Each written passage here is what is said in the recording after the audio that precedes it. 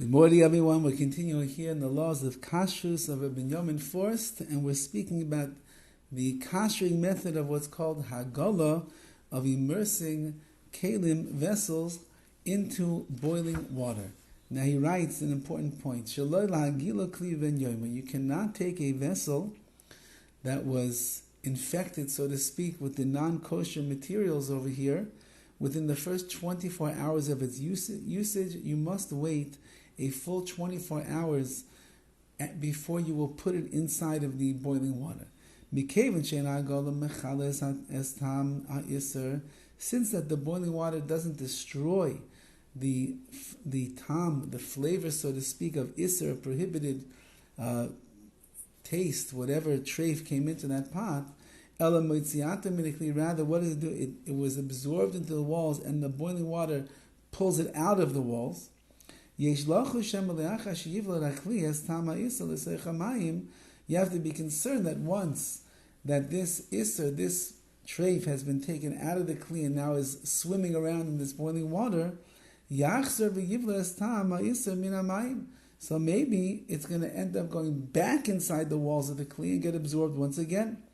Therefore, they write, you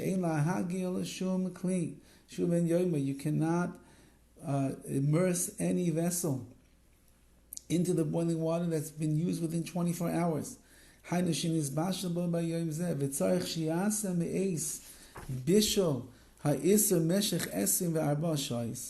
have to wait from the time that it was cooked and it was taken off the flame 24 hours.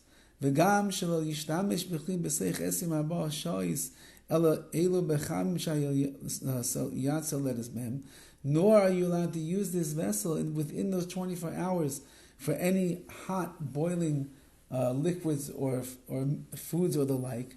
You could use it for cold if you need to, but not for boiling hot. Now,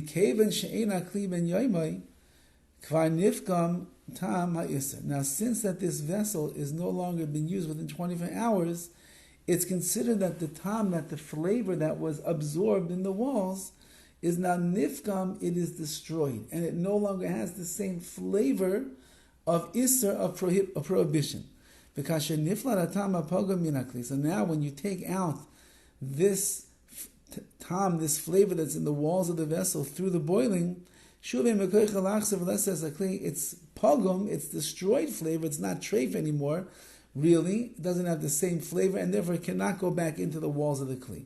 Can move on, you can understand when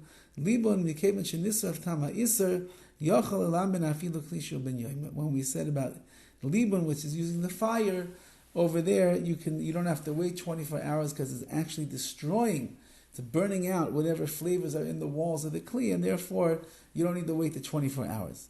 Seder Hagalah, how should you immerse it? Once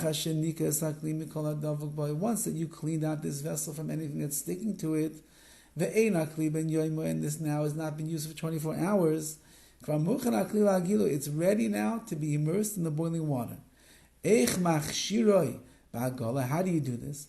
You fill up a large pot of water, and you put it onto the fire, to the burner, until it's boiling, and you can see bubbles of its boiling. And then you put the vessel inside of there that you want to kasher. If there's not enough room to put the vessel in there all at once, you can put in half, and then remove it. Then you put the other half in there, which is a very common thing that happens. Not everybody has industrial-sized pots to kasher things in the right way. Now, how do you put the vessel into the water? You could drop it into a basket and then put the basket inside the boiling water. But don't put a lot of kalim vessels in there into that basket at once. Then the vessels are touching each other.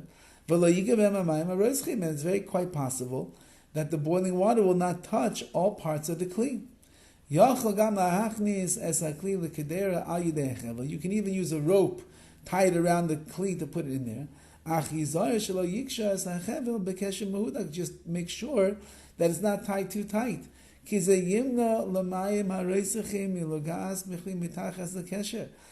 if it's too tight, then the water will not get under the place between the kli and the rope, and therefore it will not be kosher. And further he writes, make sure that the water doesn't cool off. You have to make sure that the water is boiling the entire time that you are doing Hagalah, immersing the vessels. Sometimes, when you put the kalim, the vessels, into the water, it starts cooling off, the boiling effect. And therefore, do not put another kli inside until you see for sure that it is boiling, that there are bubbles on the surface, to make sure that it is at the boiling point that it needs to be. Okay, there's more halachas over here of how to do it, and Bez Hashem, we'll see that more tomorrow. Have a wonderful day.